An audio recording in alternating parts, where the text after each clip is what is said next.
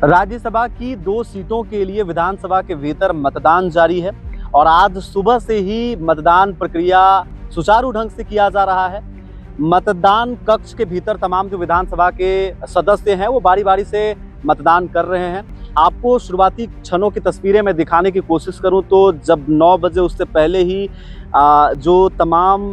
दलों के जो विधायक थे वो एक ही बस से उतर रहे थे। ये काफ़ी अनोखा दृश्य था। आप तस्वीरों के माध्यम से देख सकते हैं कि किस तरीके से कांग्रेस के विधायक एक ही बस में सवार होकर के, चाहे वो मंत्री हो, विधायक हो, एक ही बस में सवार होकर के विधानसभा के भीतर एंट्री कर रहे हैं और वे उतर भी रहे हैं। दूसरी तरफ एनडीए के तमाम जो विधायक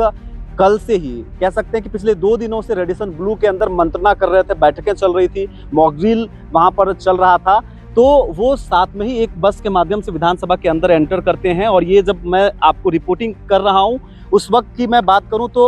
50% से ज़्यादा मत डाले गए हैं, यानी कि वो तमाम जो विधायक हैं वो लगभग अपनी जो मतदान है वो मतपेटियों में कैद करवा चुके हैं। अब देखना होगा कि कुछ ही क्षणों पहले ही जयराम महतो गए हुए हैं, डुमरी विधायक जयराम महतो, जो एक डिसाइडर फैक्टर माने जा रहे हैं कि जयराम किसको वोट करेंगे। और मीडिया टीम से बात करने के बाद जयराम ये कहते नजर आए कि मुद्दा ये नहीं है कि हम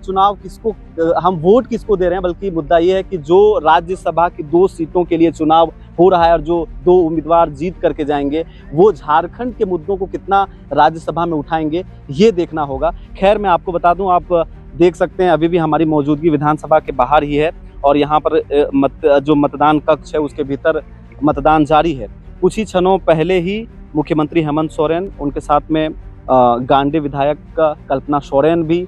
आई हुई हैं, वो भी मतदान कर रही हैं। इस प्रकार से आप कह सकते हैं कि तमाम जो विधानसभा के सदस्य हैं वो मतदान कर रहे हैं। पहले अटकलें ये लगाई जा रही थी कि इसमें जो रविंद्रनाथ महतो है, कल मॉक ड्रिल के दौरान वो शामिल नहीं हुए थे और उनके साथ में हेमलाल मुर्मू, जिनकी तबीयत खराब बताई जा रही थी, लेकिन उन्होंने आश्वस्त किया था कि हम इस राज्यसभा के चुनाव में शामिल होंगे और एक मत उनका भी इंडिया गठबंधन को जाएगा। अब देखना होगा कि जो रणनीति बनाया गया है, आंकड़े जो सामने आ रहे हैं, समीकरण जो तय हुआ है, उससे किसको फायदा होता नजर आ रहा है, क्योंकि 56 सीटें इंडिया गठबंधन के पास है। उन 56 सीटों में वैद्यनाथ राम जो झामुमो समर्थित उम्मीदवार हैं उनकी जीत तय मानी जा रही है, लेकिन इंडिया गठबंधन के ही दूसरे प्रत्याशी कांग्रेस समर्थित प्रत्याशी प्रणव झा सेकंड नंबर पे हैं। अगर दूसरे वरीयता के आधार पर उनका नंबर देखा जाए तो कल मॉक ड्रिल के दौरान उनको 26 वोट प्राप्त हुई थी, ऐसे में वो 2 वोट से पीछे हैं। तो आज जब दूसरी वरीयता को यहाँ पर देखा जाएगा तो मतगणना के दौरान प्रणव झा का नाम सामने आता हुआ आपको दिखेगा, क्योंकि ऐसा महसूस हो रहा है जो विधानसभा के बाहर और भीतर हलचल है कि इंडिया गठबंधन को दोनों सीटें जा सकती हैं। वैसे परिमल नाथवानी भी कहीं कमजोर नहीं नजर आ रहे हैं, क्योंकि जिस तरीके से भारतीय जनता पार्टी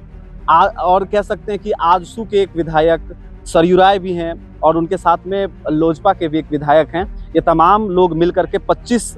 उनकी भी गिनती हो रही कि 25 वोट उनको मिलने जा रहा है। ऐसे में अब देखना होगा कि जब मतगणना होगी तब जाकर के कहीं ना कहीं हमें ये पता चल पाएगा कि आखिरकार जो क्रॉस वोटिंग का चर्चा पिछले कुछ दिनों से टॉप पर है पूरे रांची भर में, उसका असर कितना इस विधानसभा चुनाव पे पड़ता है और वो कौन से दल के विधायक हैं जो क्रॉस वोटिंग किए। खैर, अभी तो जिस तरीके से एक तस्वीर आपने देखा कि मुख्यमंत्री के दोनों आजू बाजू इंडिया गठबंधन के 2 प्रत्याशी नजर आ रहे हैं, प्रणव झा और वैद्यनाथ राम, पहले ही मुख्यमंत्री आवास में उनकी जीत घोषित की जा चुकी है। ऐसे में अब जब मतदान यहाँ पे जारी है और कुछ ही क्षण बाद लगभग शाम के 9 बजे तक मतगणना की जो प्रक्रिया है वो पूर्ण कर ली जाएगी और उसके बाद ये स्पष्ट हो जाएगा कि राज्यसभा की जिन 2 सीटों के लिए मारामारी कसमकस चल रहा था वो किस गठबंधन के तरफ, किस गठबंधन के पक्ष में जा रहा है। वैसे इन सब के बीच में आप क्या महसूस कर रहे हैं मुझे कमेंट करके जरूर बताएं। न्यूज़ 26 झारखंड के लिए अपने सहयोगी आनंद के साथ में रवि भास्कर, जोहार।